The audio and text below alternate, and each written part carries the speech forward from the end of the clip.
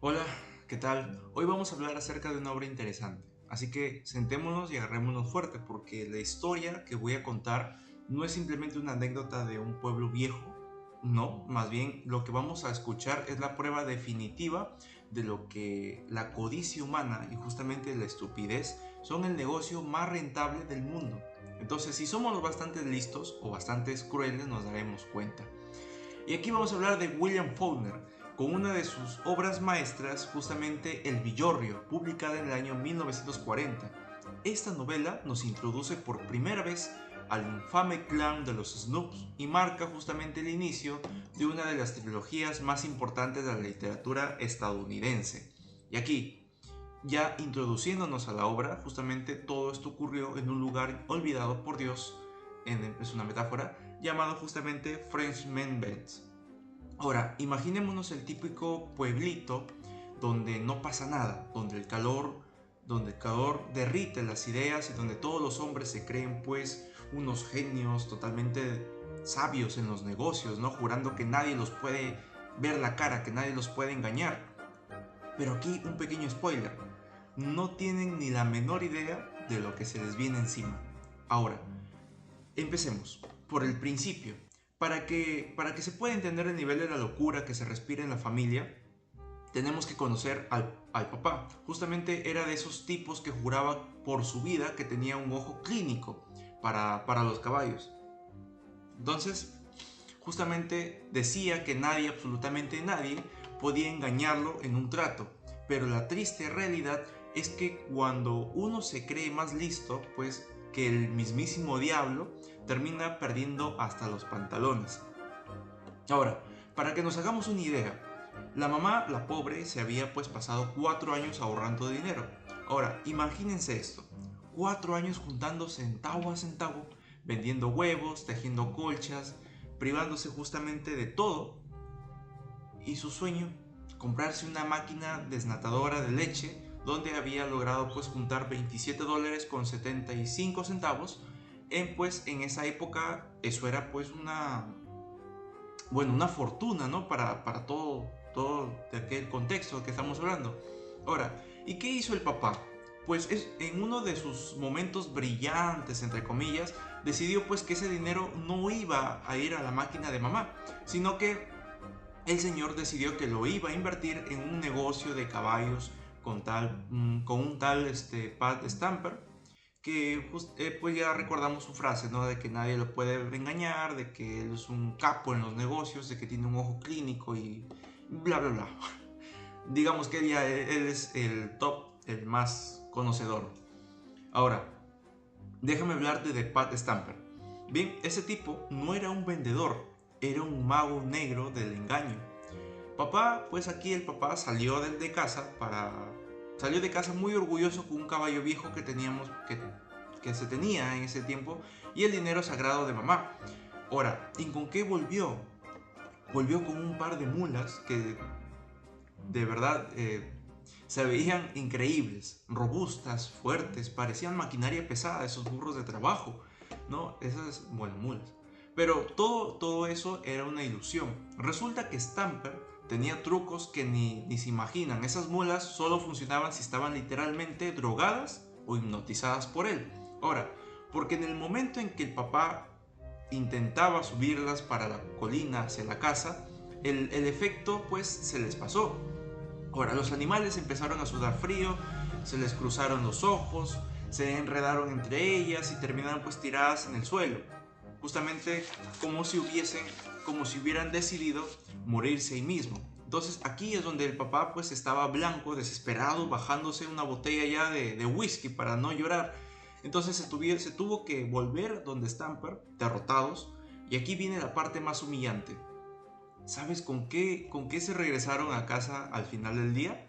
Justamente con el mismo caballo viejo con el que habían pues salido por la mañana. Pero ojo ahí al detalle. Stamper lo había pintado de marrón para que pareciera otro. Y entonces aquí lo había inflado, entre comillas. Le había metido pues una válvula de bicicleta debajo de la piel para que pueda inyectarle en este caso aire y que se viera pues gordo, musculoso, ¿no? Y aquí el camino de vuelta ya fue una tragedia cómica. Empezó a llover, la pintura marrón, la pintura marrón se empezó a escurrir y el caballo se volvió pues negro y otra vez frente a los ojos, ¿no? Y para colmo, el aire se le salió y se desinfló como un globo pinchado. Cuando llegaron, sin dinero, sin la máquina de leche y con ese caballo que daba pena, pues la mamá salió a la puerta, ¿no? No gritó, no dijo ni una palabra, solo se quedó pues en silencio. Esa fue una gran lección. Nunca jamás pues intentes pues, ¿no? De ganarle a un estafador profesional, ya en el caso del padre que se las sabías todas, ¿no?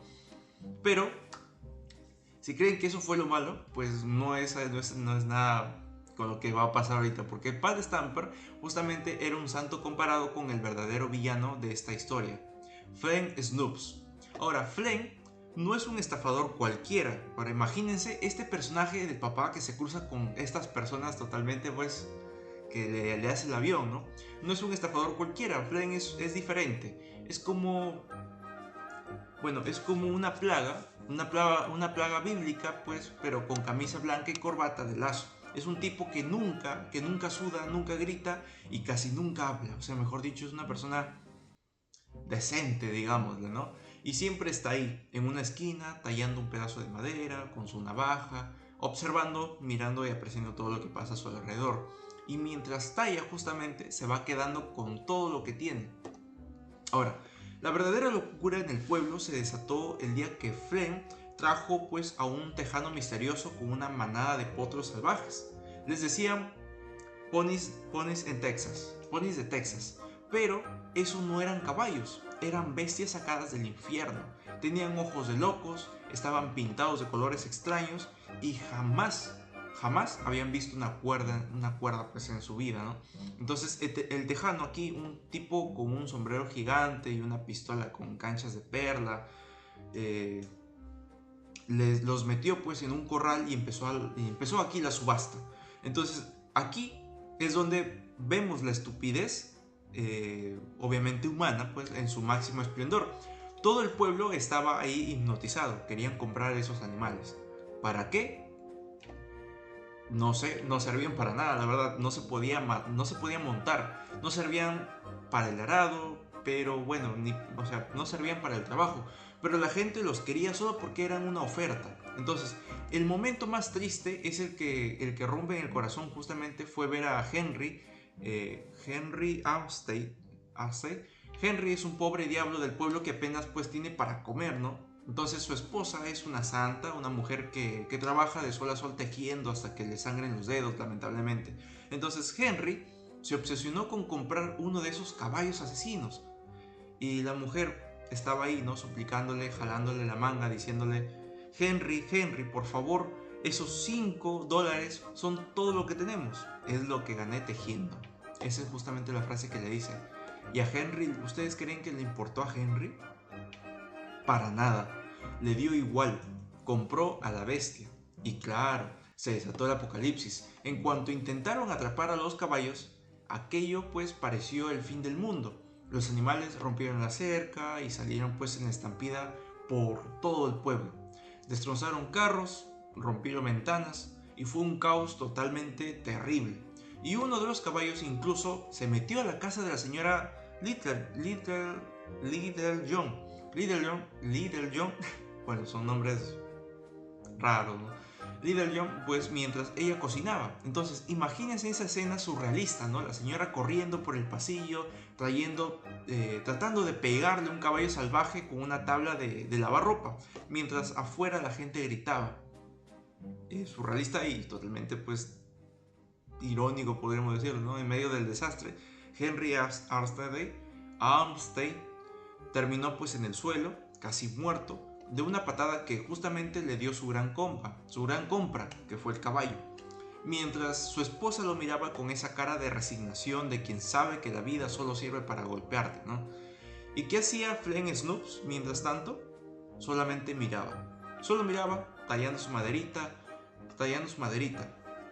Cuando la pobre esposa de Henry fue a pedirle, ¿no? Por favor, que le devolviera sus $5, ya que el caballo se había escapado y su marido pues estaba inconsciente. Flem La miró con sus ojos fríos y le dijo que no podía hacer nada, que el tejano pues se había llevado ya el dinero y que pues no había devoluciones, ya se hizo la compra y lo que pasó pues lamentablemente pasó en su compra del señor. Entonces, lo que había dicho que ya se habían llevado el dinero era totalmente mentira. Aquí ya, pues como lectores sabemos que la plata estaba en su bolsillo, pero para que veamos la crueldad, ¿no? de Flem, pues sacó una bolsita de caramelos barata y se la dio a la mujer. Y le dijo con esta frase, para los niños. Entonces, 5 centavos de dulce a cambio de arruinarles la vida. Bueno, así de frío es el tipo, ¿no? ¿Qué podemos hacer? Ahora, seguro están pensando, ¿no? Bueno, pero eso le pasa a la gente ignorante, la gente lista no cae en eso. Bueno, déjame contarte que la joya de la corona, la estafa maestra, es el tesoro enterrado. Entonces, había una propiedad en ruinas cerca del pueblo. Le llamaban la hacienda del viejo francés. Y justamente era un pedazo de tierra lleno de maleza que no valía ni un centavo. Flem la había comprado y nadie entendía por qué. Hasta que los hombres más listos del pueblo, tipos como Surat, el vendedor, y Vernon Tool, que justamente vieron a Flem cavando ahí por las noches, ya estamos hablando del tesoro, la codicia es como un virus, ¿no? Se contagia rápido. Estos tipos pensaron, si Flem Snoops está cavando ahí, es porque hay dinero. Flem nunca hace nada, pues, nada gratis, ya sabemos cómo es su crueldad. Así que pasaron noches enteras espiándolo. Incluso trajeron un viejo saurí, el tío Dick. Entonces, un tipo medio brujo que buscaba cosas con una varita mágica, ¿no? Diga, pues, un brujo, ¿no? Entonces, bingo. Encontraron unos sacos de tela enterrados con monedas de plata. Se volvieron completamente locos. El brillo de la plata les nubló el juicio. Surat, Tool y el mismo Henry Armstead, ya que pues se había medio recuperado de la patada, juntaron todo lo que tenían, hipotecaron sus granjas, vendieron sus cosas y fueron corriendo donde Flem para comprarle justamente esa propiedad inservible a un precio ridículamente, totalmente alto. Entonces estaban seguros de que se harían millonarios desenterrando pues el legendario tesoro de la guerra civil. Y bueno, compraron la tierra y se pusieron a cavar. Cavaron durante días, semanas y comenzaron pues hasta que se les reventaron las manos soñando con cofres de oro, ¿no? Pero, ¿saben qué fue lo que descubrieron al final? Cuando se sentaron a limpiar y examinar bien las pocas monedas de plata que habían pues encontrado al principio, se dieron cuenta justamente de un detalle minúsculo, un detalle que es totalmente minúsculo y obviamente devastador. Una moneda tenía fecha de 1901, la otra tenía fecha de 1896. Ahora, pensémoslo por un segundo. La guerra civil terminó en 1865. Entonces, era pues imposible que un tesoro de la guerra tuviera monedas justamente del futuro. Bueno, aquí había nombrado, ¿no? Una moneda tenía fecha de 1901 y la otra tenía fecha de 1896. Ahora, pensándolo bien, ya pensándolo pues de una forma histórica, digámosle, la guerra civil había terminado en 1865. Las fechas se habían alterado porque aquí hice mi borrón. Entonces, era imposible que un tesoro de la guerra tuviera monedas del futuro. En ese segundo, el alma se les cayó a los pies. Entendieron la jugada maestra de Flem Snoops. Había, pues, salado, ¿no? Que era su mala suerte, la mina. Entonces, él mismo había enterrado esas pocas monedas unos días antes, sabiendo que esos tontos las encontrarían. Porque él se había percatado que lo estaban espiando justamente ellos. Y aquí usó unas cuantas monedas baratas como cebo para que ellos, cegados por la avaricia, por la ambición, le compraran justamente esa tierra basura a precio de oro. Entonces nos damos cuenta cómo Flem es una persona totalmente astuta, una persona totalmente que te trabaja la mente, que te manipula con acciones que te hace sobrepensar. Y eso ocurre en la vida real. Hay personas que accionan de distinta forma, haciéndote pensar qué idea pues puedes tener, ¿no? Justamente esa es la manipulación de la gente, que te trabaja la mente. Y ese tipo de personas ya te estudia, te conoce, más o menos te tantea, por así decirlo, y te trabaja. Y justamente aquí te trabaja la mente. Justamente como Flynn Snoops, que lo hace pues con estas personas, que comienza pues a hacer, ¿no? Como nos damos cuenta, bueno, como lectores, ¿no? Que está acabando. Entonces, ¿no? Los que están observando, los que están espiando, nos damos cuenta que ellos están observando hasta cuando se cansa, cuando se esfuerza. Mira cómo se cansa, es porque ahí hay algo. Y eso justamente es trabajar la mente, pues, ¿no? Un gran manipulador de justamente de estos personajes que compran la tierra a un costo de oro. Entonces, aquí Flynn no usó nada de fuerza, sino que usó la propia codicia de ellos en su contra. Y aquí es así como la historia, con una imagen que no se borra de la cabeza, ¿no? Henry Armstead, ya que ya había perdido la razón por completo, se quedó cavando solo en ese agujero vacío, buscando pues un tesoro que no existía. Mientras Flynn Snoops pasaba por la carretera en su carro, en su carro nuevo, pues camino a la ciudad más rico y poderoso que nunca. Entonces, ¿qué enseñanza nos deja esta obra? Que pues no nos creamos tan sablotodo, ¿no? Que seamos personas humildes, que sepamos que mientras más conocemos, más nos falta saber. Entonces, hay que ser humildes, no hay que ser ávaros, no hay que ser ambiciosos, y sepamos pues medir nuestros instintos pues de nuestros instintos territoriales, por así decirlo, ¿no? De querer tener más, de querer acaparar todo, y de no pues tener una mente abierta en el sentido de que yo tengo la verdad y nadie puede convencerme de su propia verdad que tienen otros. Otro punto también por resaltar es que sepamos en qué momento una persona nos trabaja la mente, porque de hecho existen personas que incluso actúan de una forma así como Fred, ¿no? Nos damos cuenta que, bueno, en la obra nos cuenta que él estaba cavando la tierra. Entonces, imagínense cómo él está cavando. Cansado, ¿no? Preocupado, como que algo va a encontrar, como que algo está escondiendo, hay dinero, hay algo. Entonces, las personas que lo observan justamente analizan eso. Y el manipulador, eso es lo que quiere que haga más bien la persona que lo está espiando, que observe su cansancio, que observe su angustia, que observe su preocupación. Y este manipulador que pues trabaja la mente, esto es lo que busca, esto es lo que quiere. Entonces sepamos diferenciar cuando verdaderamente hay algo por encontrar y cuando no. Y si es que le compete a la otra persona tenerlo, pues en buena hora.